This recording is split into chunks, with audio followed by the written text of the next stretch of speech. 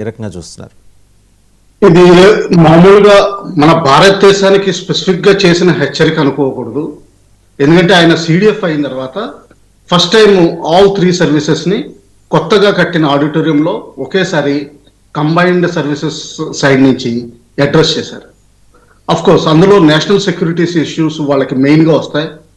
అందులో వాళ్ళకి రోజు జరుగుతున్న కాండ ఆఫ్ఘనిస్తాన్ లో ఉన్న టీటీపీ సైడ్ నుంచి జరుగుతుంది, ఎన్డబ్ల్యూఎఫ్పిలో. అందుకని ఆఫ్ఘనిస్తాన్ ని హెచ్చరించారు, మీరు టీటీపీ తోటి సపోర్ట్ ఇవ్వద్దు, మాకు హెల్ప్ చేయండి టీటీపీని ఏరి పారవేయడంలో. అలాగే టీటీపీని భారత్ సపోర్ట్ చేసిన పార్టీ కింద లెక్క పెట్టడం మొదలుపెట్టారు. ఆయన DGISPR ఇచ్చిన స్టేట్మెంట్ ప్రకారం చూస్తే ఫిత్నా ఆల్ పార్టీ అని చెప్పి, అంటే ఏంటంటే ఎప్పుడో మహమ్మద్ టైం నుంచి తీసుకొస్తున్న ఎప్పుడూ లొంగని పార్టీ, చర్చలకు లొంగని పార్టీ అన్నట్టుగా లెక్క పెడుతున్నారు. అలాగే వాళ్ళకి మిగతా అంతర్గత సమస్యలు కలుస్తూనే ఉన్నాయి. ఈ మధ్యలో మన రాజ్నాథ్ గారి స్టేట్మెంట్ తర్వాత సటిల్లీ సింధు దేశంలో కొంతవరకు అలజడులు మళ్ళా మొదలైనవి.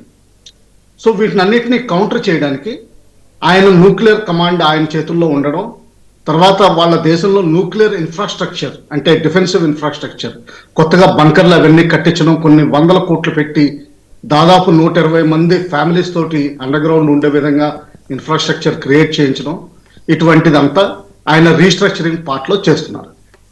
అయితే వాళ్ళకి with in the arm forces కూడా కొంతవరకు ప్రాబ్లమ్స్ ఉన్నాయి. ఎయిర్ ఫోర్స్ కొంతవరకు వాళ్ళ మాట వినేటట్టు అనిపించట్లేదు.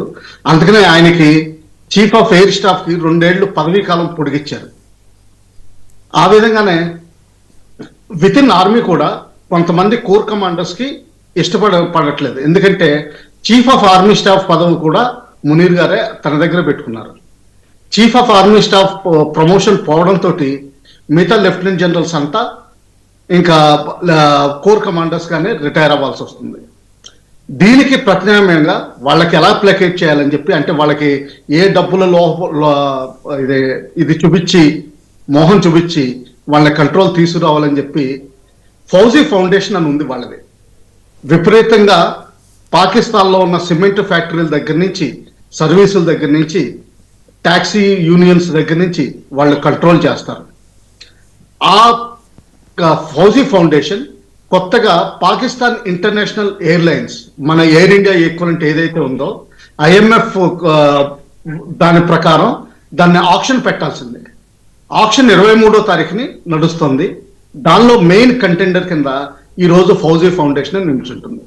దీనివల్ల ఏమవుతుందంటే రిటైర్డ్ లెఫ్టినెంట్ జనరల్స్ కి, మేజర్ జనరల్స్ కి వాళ్ళు CMDల కింద వెళ్ళి వాళ్ళ విధంగా ప్రైవేట్ విధంగా డబ్బులు చేసుకునే అవకాశాలు చాలా విపరీతంగా పెరుగుతాయి. ఆ విధంగా వాళ్ళని చేస్తున్నాడేమో, పునరావాసం కల్పిస్తున్నాడు, పునరావాసం కల్పించాలని చూస్తున్నారు. సో ఎయిర్ ఫోర్స్ ని కంట్రోల్లో పెట్టుకున్నారు. వాళ్ళ నేవీ చాలా చిన్నది. ఆర్మీని తన కంట్రోల్లో పెట్టుకున్నారు.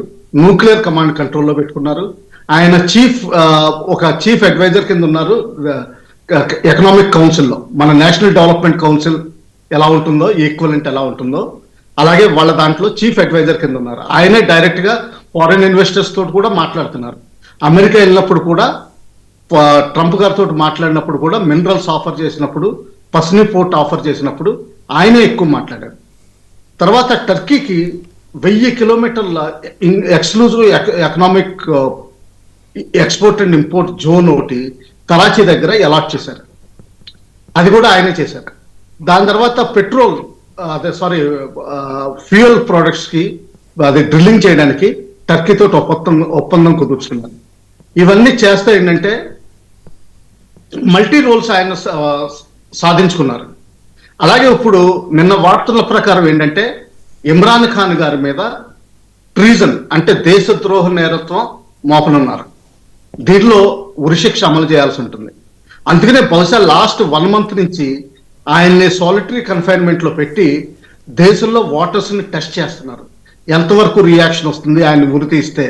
అందుకని ఒక అపవాదు కూడా మధ్యలో పుకారు కూడా సృష్టించడం జరిగింది. మేము 18-20 రోజుల క్రితమే ఇమ్రాన్ ఖాన్ గారిని ఉరి తీయడం జరిగిందని. దానివల్ల రియాక్షన్ ఎలా ఉందని వాళ్ళు టెస్ట్ చేస్తున్నారు. దీంతో పాటుగానే కంట్రీలో విపరీతంగా రిఫార్మ్స్ అంటే ఇప్పుడు పొలిటికల్ పార్టీస్ ఎలా బ్రేక్ చేయాలని చూడడానికి ఆయన ఏం చేస్తున్నారంటే ఈ ఉన్న 4 రాష్ట్రాలని ప్రతి రాష్ట్రాన్ని 3 ముక్కల కింద చేసి 12 రాష్ట్రాలను చేస్తే కొత్తగా పార్టీలు పుట్టుకొస్తాయి, లోకల్ లీడర్స్ స్ట్రాంగ్ అవుతారు, డివైడెడ్ గా ఉంటారు. సో నేషనల్ లెవెల్లో పీపీపీ ఈరోజు పిఎంఎల్ నవాజ్ షరీఫ్ ఫ్యాక్షన్ ఉన్నట్టు స్ట్రాంగ్ పార్టీస్ ఏవి ఉండవు. ఇలా పొలిటికల్ పార్టీస్ని కూడా ఫినిష్ చేస్తున్నారు. అంటే ఏంటంటే పరోక్షంగా ఒక హైబ్రిడ్ ఫామ్ లో సివిలియన్ ని ఫార్వర్డ్ పెట్టుకుంటా మన దేశంలో ఒకప్పుడు యూపీఏ గవర్నమెంట్ ఒక ప్రైమ్ మినిస్టర్ ని ముందర పెట్టి వెనకన యూపీఏ ఎలా పరిపాలించిందో అలాగా మునీర్ గారు సర్వ సైనాధికారి అన్ని పవర్స్ తీసుకుని ఒక సివిల్ గవర్నమెంట్ ని ముందర పెట్టి పొలిటికల్ పార్టీస్ అన్నింటినీ డివైడ్ చేసి కన్సాలిడేట్ చేసుకుని నియంతగా ప్రవేశిస్తున్నారు. అయితే మనం ఒకటి ఆలోచించాల్సింది మనకి ఒక భయం ఉంది ఇందులో. ఈయన ఒక మ్యాడ్ ముల్లా, ఆయన సొంతంగా హఫీజ్, ఈవెన్ కల్లల్ ర్యాంక్ లో కూడా ఆయన మత పుస్తకాలు చదివే తప్పితే కానీ ఇంకా వేరే చదవలేదు. ఈయన జియా గారి పాలనలో వచ్చిన first fundamentalist chief of army staff. దీనివల్ల ఏంటంటే ఆయన న్యూక్లియర్ వెపన్స్ ని ఎలా చూస్తారన్నది చాలా మనం ఆలోచించి స్టెప్స్ తీసుకోవాల్సిన అవసరం ఎంతో ఉంది. ఎందుకంటే ఆయన కౌంటర్ న్యూక్లియర్ బంకర్స్ సీరియస్ గా తీసుకోవడం, దాదాపు కొన్ని బిలియన్స్ డాలర్ రూపాయలు వాటికి కేటాయించడం, అంటే ఏంటంటే ఆయనకి మైండ్ లో ఏదో ఉంది, హిందువులు ముస్లింలు ఎట్టి పరిస్థితులను కలవలేరు, నేను